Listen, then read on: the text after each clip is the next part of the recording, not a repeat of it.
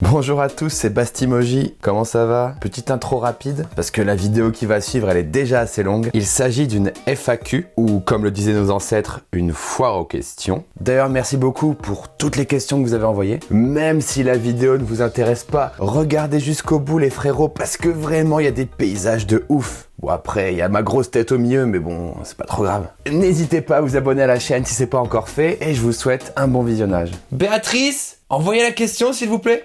Non mais le mec, il nous fait son intro complètement en animoji quoi. Ah bah tu me demandes, moi je te dis, hein, c'est Black Mirror, direct. Alors, question, je souhaiterais savoir, au début de cette vidéo, vers la première minute, je vois que vous pouvez sélectionner un device et vous avez aussi l'option Responsive Web. Savez-vous comment avoir cette table sur Sketch, car je ne l'ai pas. Bonjour Martin, alors petit point pour tout le monde ici, on ne me vous voit pas, on me tutoie. Arrêtez de me rappeler que je suis vieux, d'accord ?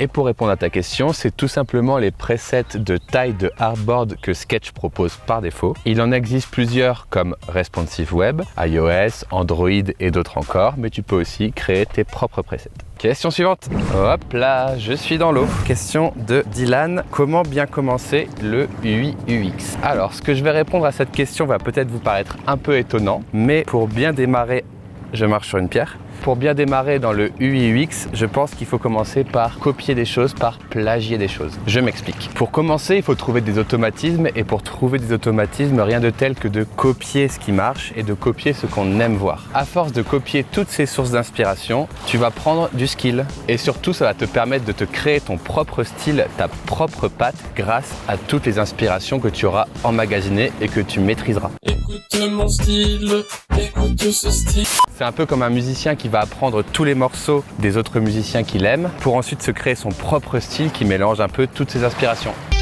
Et à mon sens, c'est exactement comme ça dans n'importe quel milieu qui est créatif. Question suivante.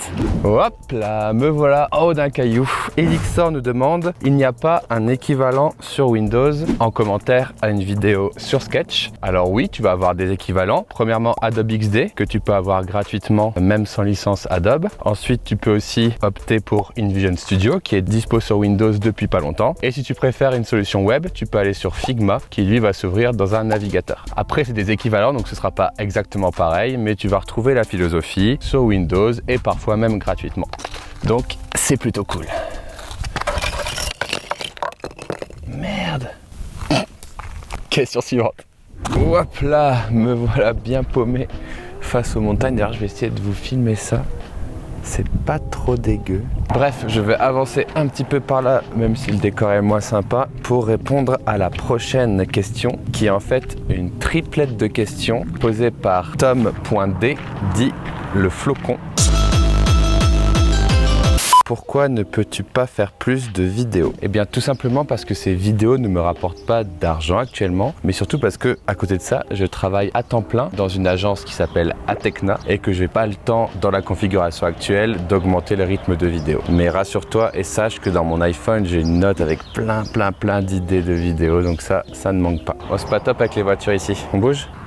Hop là, apparemment dans un poulailler. Il est con lui, hein, mais il est drôle, très drôle. Quels sont les différents services que tu utilises pour t'organiser?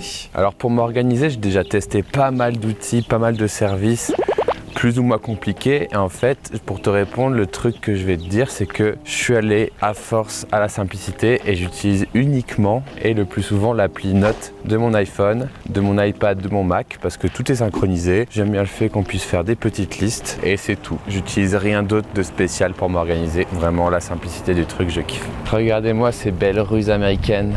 On bouge ? Hop, j'ai perdu mes lunettes. Et ta dernière question, tu me dis, connais-tu des sites internet pour trouver des grandes palettes de couleurs pour des illustrations en flat design? Alors là, il y a tellement de possibilités. Je vais essayer de te citer les deux que j'ai en tête. Il y a... Il m'a fait peur. Il y a un mec qui court derrière moi, franchement, j'ai peur quoi. En même temps, meilleur endroit pour faire son footing, non? Il se fait pas chier le mec, regardez. Je vous fais un petit tour du propriétaire. Ah, j'ai envie de vomir. Ok, donc les deux que j'ai en tête, c'est Adobe Color, qui s'appelle maintenant color.adobe.com, et il y a aussi LOL Colors. Oui, le nom est pas terrible, mais j'aime bien le site. Ces deux sites, je les utilise pas trop vraiment dans de très rares cas. Pourquoi? Parce que maintenant, j'ai développé une technique un peu différente pour mes palettes de couleurs.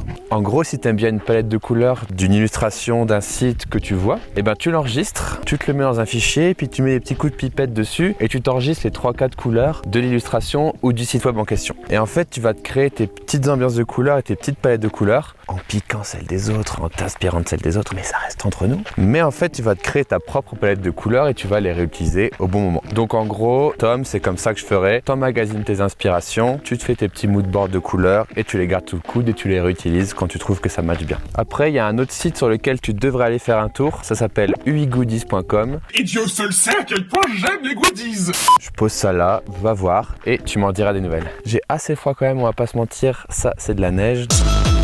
Donc, question suivante. Me voilà en haut d'un caillou avec mes deux potes chinois qui prennent des petites photos. Alors, une question de François. Salut Basti, tout d'abord, merci pour tes partages et tes tutos qui me sont d'un grand secours, de rien. Merci à toi de les regarder déjà. Je cherche à faire des menus de navigation déroulants et des champs de formulaires dans un mock-up avec Sketch. Je ne trouve pas d'infos sur le sujet. Est-ce que c'est possible? Merci pour ton retour. Bonne fin de journée. Et bonne fin de journée aussi à tous les gens qui regardent cette vidéo en une fin de journée.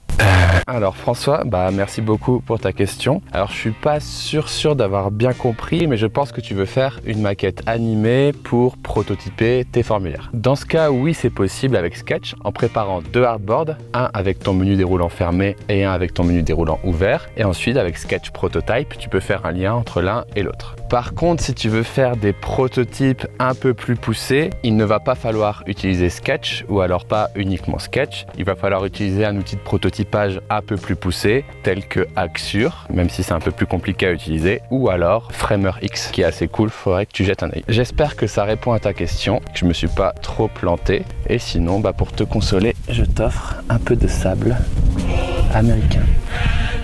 C'est magnifique. Question suivante. Hop là, la nuit va tomber, on a perdu quelques degrés, il fait pas très beau et on a fait le petit feu pour se réchauffer qui fait plaisir. Ah c'est bien Nils. Allez, question. Nous avons 3 questions de Brandon, ou plus précisément Brandon Sueur Soupe MacBook Fusée.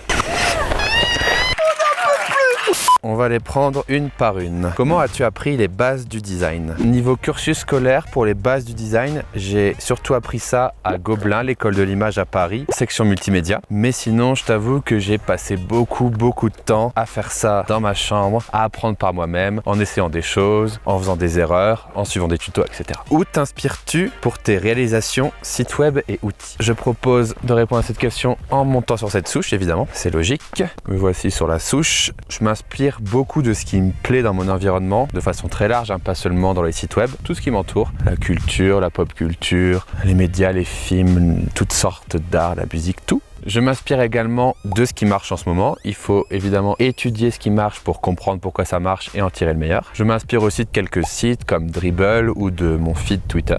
Et pour finir, je m'inspire des designers autour de moi et même des gens qui ne font pas le même métier. C'est toujours très enrichissant. Que souhaites-tu devenir dans 20 ans? Bonne question, hein. C'est vrai que c'est une bonne question. Je quitte ma souche. J'y ai jamais vraiment pensé. Je pense que je serai le chef de tous les designers du monde, hein.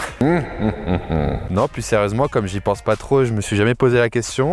Je sais que j'aime beaucoup manager une équipe, donc j'aimerais bien continuer dans cette voie-là. Pourquoi pas bosser dans ma boîte plus tard et avoir des super bureaux et trop beaux et puis plein d'employés trop cool. Pourquoi pas aussi bosser pour un grand groupe que je kiffe. Franchement, je ne sais pas, j'y ai jamais pensé, mais ce que je peux te dire, sans me tromper, c'est que dans le futur, je m'imagine toujours autant m'amuser et kiffer ce que je fais, même si c'est quelque chose qui sera complètement différent de ce que je fais aujourd'hui. Qui sait? Le principal, c'est de kiffer. Ah là là, que c'est beau. Aïe. Question suivante. J'étais caché. Excellent. Une question de Gaëtan qui nous demande: connais-tu un logiciel Principle-like pour Windows? Alors oui Gaëtan, il y a des logiciels qui peuvent s'apparenter à Principle sous Windows et je vais te citer les deux principaux. Le premier, c'est InVision Studio qui est sorti le mois dernier sous Windows, qui te permettra de faire pas mal d'animations. Et le second, c'est Adobe XD qui ajoute des nouvelles fonctionnalités, dont les animations récemment. Après, ce sera pas exactement les mêmes fonctionnalités que Principle, mais tu vas retrouver pas mal de choses dans la philosophie. Question suivante. Hop là. Alors, une question de Claire. Comment ça t'est venu de faire des vidéos sur ce sujet? Beaucoup de boulot pour une audience limitée. J'adore ce que tu fais. Super, merci beaucoup pour ton message Claire. Et très bonne question. Comment ça m'est venu tout ça? Déjà depuis des années, j'adore l'univers YouTube, l'humour YouTube, le rythme YouTube. Tout ça, c'est des choses qui me parlent. Et je m'étais toujours dit que j'aimerais bien me prêter à ça. Mais je savais pas vraiment sur quoi allait porter ma chaîne, donc je me suis jamais lancé. Pause. En fait, il y a un truc que j'ai pas précisé ici. C'est que mes toutes premières idées de vidéos, elles étaient inspirées par le joueur du grenier. En effet, le joueur du grenier, il s'énervait sur des vieux jeux et ça me faisait beaucoup rire et je me disais, ce serait trop drôle de faire un designer complètement salé, complètement énervé, qui s'énerve sur les mauvaises interfaces. Cette idée, elle est un peu restée dans un coin de ma tête et ça a donné plus tard le format Critique UX que tu peux trouver sur ma chaîne et que je vais faire revenir bientôt sur la chaîne. T'es abusé. Il fait pas du café, il fait du thé sans gluten. Votre thé est prêt. Wi-Fi et Bluetooth activés. Oh non. Allez. Puis un jour, je me suis tout simplement dit, bah tiens, autant créer du contenu avec ce qui me passionne, avec mon métier du designer et de raconter un peu ce que je fais. Alors tu dis que c'est beaucoup de boulot, c'est vrai, c'est énormément de boulot, et tu dis pour une audience limitée. Alors déjà, j'ai jamais voulu viser le sujet sur YouTube avec la plus grande audience, pas du tout. C'est juste une envie de créer des vidéos et de partager tout ça. Et au final, l'audience, elle est peut-être pas autant limitée que ça. Attention, éléphant de mer sauvage. Ok, on va faire gaffe. Donc oui, pour l'audience, j'espère qu'à travers ma chaîne YouTube, j'arrive à vulgariser pas mal de choses et j'arrive à parler au plus grand nombre, même aux gens qui sont pas dans le métier. Oula, il est temps de mettre ça. Donc oui, mon audience, elle sera toujours plus limitée que si je faisais quelque chose de mainstream, mais dans tous les cas, je ne ferai jamais quelque chose de mainstream parce que je veux parler de ce que j'aime bien, de mon métier, etc. Mais je vais vous dire un truc entre nous ici. Je préfère totalement avoir une audience limitée, comme tu dis, un peu plus restreinte, mais avec de la qualité de l'échange, comme vous, mon audience, que d'avoir une audience hyper massive, mais avec très peu d'interaction et très peu de qualité. Et oui, vous êtes les meilleurs. C'est bon, je crois qu'il est parti. Alors on a une question de Warsdon. Salut Bastien, je suis en 2e année de DUT et j'aimerais faire une formation d'UX design en alternance. En aurais-tu une bonne à me conseiller? Alors déjà ça tombe bien parce que aujourd'hui j'ai revêtu mes petites lunettes de conseiller d'orientation, donc je vais pouvoir te répondre. Déjà super idée, surtout en alternance parce que c'est là où tu apprends le plus de trucs. Pour le reste ça va être un petit peu difficile de te répondre pour 2 raisons. Premièrement parce que je suis déjà méga vieux, plus que ce séquoia centenaire, et que je suis plus trop au courant des formations qui existent sur le marché. La formation que j'ai faite à l'époque, c'est sûr qu'elle n'existe plus. Et deuxième raison pour laquelle c'est difficile de répondre, tu m'as pas dit où tu habitais ou dans quelle ville tu voulais étudier. Bah oui. Je peux quand même te répondre que Gobelin Paris font des super formations en UX, multimédia, tout ça. Attention les fougères. C'est là où j'ai été formé en 2010. J'y ai appris à faire de magnifiques petites applis iPhone 3GS à l'époque. Et oui, à l'époque, l'UX, c'était quelque chose, mon fiston, je te le dis, avec tes parents et même tes grands-parents, ça UXait sévère. On savait s'amuser à l'époque. Tu es très gros, arbre. Question suivante. Hop là, tout en haut. Bon, par contre, il y a trop de vent ici. On vote part. Hop là. Pas mal. Puis il y a moins de vent en plus, alors on y va. Question de Clover. Hello, comptes-tu faire un tuto sur Zeppelin ou Abstract? Est-ce que tu utilises l'un des deux? Alors merci Clo pour ta question. Pour te répondre, j'en utilise aucun des deux. Quand je dis que j'en utilise aucun des deux, ça veut dire que je les ai testés, mais que je les ai jamais utilisés sur un vrai projet. Donc je suis pas assez pointu dessus pour en parler. Mais si un jour j'ai un projet sur lequel je dois utiliser Abstract ou Zeppelin, et que je deviens assez féru, assez pointu sur le sujet, c'est sûr que j'en ferai directement une vidéo. Hello. Gros vent de l'espace. Il y a trop de vent ici. Question suivante. Hop là, me voilà dans la forêt, montagne, on sait plus trop ici. Une question de Jérémy. Que penses-tu de Figma? Est-ce une bonne alternative pour les utilisateurs de Windows? Voire est-il mieux que Sketch? Est-il mieux que Sketch? Avant de te répondre, je vais monter là-haut parce que je sens qu'après la montée, je vais être un peu essoufflé. Hop là, je suis en haut. En même temps, c'est quand même un petit peu plus sympa là-haut. Alors très bonne question Jérémy. Déjà oui, une chose est sûre, c'est une super alternative à Sketch pour les utilisateurs de Windows. Ça c'est clair. Pour faire de l'interface, c'est beaucoup mieux d'utiliser Figma plutôt que d'utiliser Photoshop. Je ne devrais même pas le dire, ok. Par contre, est-ce que c'est vraiment mieux que Sketch? Là, je vais avoir un peu plus de mal à répondre. Il y a beaucoup de points positifs à Figma. Par exemple, le fait de pouvoir collaborer sur un fichier, le fait de pouvoir utiliser sous Windows ou sous Mac. Ça, c'est que des points positifs. Mais il y a forcément aussi quelques points négatifs, à mon sens, bien sûr, parce que je suis utilisateur de Sketch, sur la gestion des symboles, sur la gestion des librairies, ou même sur la communauté de plugins. Mais en fait, pour tout dire, c'est plus des différences entre les deux que des points négatifs et positifs. Et surtout, je veux pas déclencher une guerre entre les Sketch et les Figma, tu comprends? Et pour info et pour finir, j'ai jamais eu la chance d'utiliser Figma sur un projet professionnel, donc mon avis est forcément un peu biaisé. J'avoue que j'ai encore une préférence pour Sketch aujourd'hui, mais je reste ouvert. Je reste un designer curieux. Question suivante. Hop là. Ouais, peut-être pas aujourd'hui. Hop là, me voilà vers le grand arbre de l'océan et je vais répondre à la prochaine question. Qui a fait la musique du générique? La musique du générique a été composée par Nat. Il fait du son. Vous pouvez suivre son Insta ici. C'est également avec lui que je fais de la musique sous le nom de Dizdeder. Vous pouvez aller checker tout ça sur Spotify, Deezer, etc. etc. Et c'est également et accessoirement mon frère. Salut. Question suivante.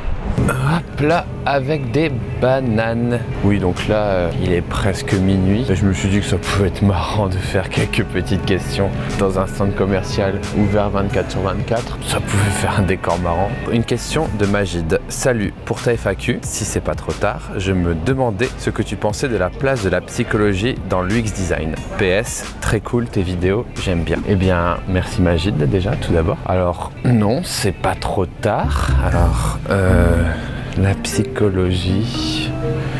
Si, c'est trop tard, la question a été posée trop tard. Alors, tout en déambulant dans ce magasin à la recherche du truc rigolo à filmer, comme par exemple cette portion unitaire de Cheesy Balls, ou encore ce satisfaisant étalage de poivrons, que j'adore, ou encore ce tube de viande hachée, et encore là je suis pas dans le plus exubérant des magasins parce qu'on peut trouver des choses comme celle-ci, ou encore ces magnifiques gâteaux qui n'ont pas l'air du tout fake. Je sais vraiment pas si ça donne faim. Ah, vous le dites si ça n'a rien à voir avec la vidéo et que ça vous fait chier, hein. Ça vous fait chier? Je m'en doutais un peu. Je t'avoue Magid que ça sort un peu de mon domaine de compétences, mais j'ai quand même une réponse pour toi. Je te dirais que dans n'importe quel métier qui inclut de l'humain, donc dans l'UX utilisateur, il y a une part hyper importante de psychologie. Donc oui, dans ce cas, on peut dire qu'il y a une part très importante de psychologie dans l'UX. Et donc, d'où l'importance de tester ton travail avec ton utilisateur final, qui est un humain, donc psychologie. Voilà tout ce que je peux te répondre, et sinon je te propose de partager avec moi ce petit encas de taille minuscule évidemment, et on passe directement à la question suivante. Hop là. Bonjour, je débute sur Sketch et je souhaite exporter un style guide, mais l'option document dans Craft n'est pas dans ma version. Est-ce qu'il y a un autre plugin pour réaliser un style guide pour les développeurs? Merci. Alors oui, en effet, le style guide de Craft n'a plus l'air d'être disponible, mais ne t'inquiète pas, il y a une solution annexe que j'adore qui s'appelle 08. 08, c'est un outil que je trouve super et que j'utilise dans beaucoup de mes projets. Il faudra sûrement que je vous fasse une vidéo complète pour tout vous expliquer, mais je vais essayer de vous l'expliquer quand même ici en deux mots. En deux mots! 08, il va venir synchroniser tous vos fichiers Sketch et il va savoir lire aussi bien les styles, les couleurs, les fontes, les symboles, et il va vous aider à générer avec tout ça un style guide super pratique à utiliser, super pratique à mettre à jour et surtout automatique. Dès que vous faites une modif dans votre fichier Sketch, par exemple le style d'une couleur, tac tac, elle se met à jour dans 08. C'est vraiment super. Va jeter un œil à ça, Perrine. Et question suivante. Hop là, j'en profite d'être dans la forêt du conseiller d'orientation pour répondre à une autre question. Salut, j'aimerais savoir si on peut devenir UX designer sans faire 5 ans d'études. Eh bien, bonjour Saskia tiré du bas. Déjà, espèce de fainéante. Tu vas faire tes 5 ans d'études comme tout le monde. Bon, sinon, c'est un peu difficile quand même de répondre à cette question pour deux raisons. La première, c'est que moi-même, j'ai eu un parcours assez atypique pour arriver jusqu'à ce métier-là. En gros, j'ai commencé par faire du développement et ensuite j'ai récupéré la filiale un peu plus tard. Mais c'est surtout le monde de l'entreprise qui m'a permis de me former à tout ça entre nous. Si tu veux en savoir plus sur mon parcours, je te renvoie vers une interview que j'ai fait sur la chaîne Parlons Design. T'as qu'à googler Parlons Design Bastille 8, tu devrais trouver les épisodes. Voilà, je raconte un petit peu comment j'en suis arrivé là. Apprendre le code, ça m'a bien plu et ça me permettait en parallèle chez moi de façon perso de continuer à bosser donc sur des sites web, des petits designs, etc. Et la deuxième raison, c'est un peu la même que précédemment, c'est que mes études elles sont assez loin derrière moi et je sais plus trop les cursus qui existent aujourd'hui en fait. Des formations d'UX en 3 ans, en 5 ans, en alternance ou pas, je saurais pas te dire précisément. Donc je préfère pas dire de conneries là-dessus. Mais bon, je vais pas te laisser comme ça, je peux quand même te raconter un truc intéressant. Je peux te parler des entretiens d'embauche que je fais passer dans l'agence où je suis, quand je rencontre des designers, des UX, des UI. Bien souvent, c'est pas du tout le diplôme qui m'intéresse, le cursus ou même le bac plus 3 ou 5. Clairement ça, je regarde quasiment pas. Ce qui va m'intéresser, c'est vraiment les travaux du candidat ou de la candidate et ses expériences. Qu'il ait fait ses projets dans sa chambre, en alternance ou dans une école, limite ça, je m'en fiche. Par contre, ce qui m'intéresse, c'est de vraiment voir sa démarche, comment il l'a fait, qu'il l'ait fait dans sa chambre ou à l'école, limite je m'en fous. Si le mec ou la meuf est efficace, bosse bien, c'est oui quoi. Enfin, voilà. Donc déjà, si tu bosses super bien de ton côté, tu arrives à décrocher des stages pour avoir des références et même des alternances, je pense que tu peux arriver au métier du X sans faire les bacs plus 5, à mon avis. Après, c'est une information non contractuelle, comme tout ce que je dis ici. Question suivante. Et hop là, petit beach volley. Elle est pour toi, c'est la Bruno. Paye apéro après. Une question de Hyperium Corp. Hello Bastille, saurais-tu s'il est possible d'ouvrir un fichier Adobe XD sur Sketch? Non, je ne crois pas Hyperium. En tout cas, c'est pas fait pour ça et c'est pas prévu. J'ai jamais fait de recherche sur ça, mais à ma connaissance, c'est pas possible, c'est pas fait pour ça. C'est un peu comme si tu essayais de mettre ta clé USB dans ton lecteur de disquette. C'est pas trop fait pour ça. En tout cas, je pense pas qu'il l'ait prévu. Et ainsi, j'ai un plot sur la tête. Pause. En fait, j'ai eu une idée pendant que j'avais mon plot sur la tête là. Tu peux essayer ça. Tu exportes ton design en PDF ou en SVG de ton Adobe XD et tu l'ouvres ensuite dans ton Sketch. Ça marche? Question suivante.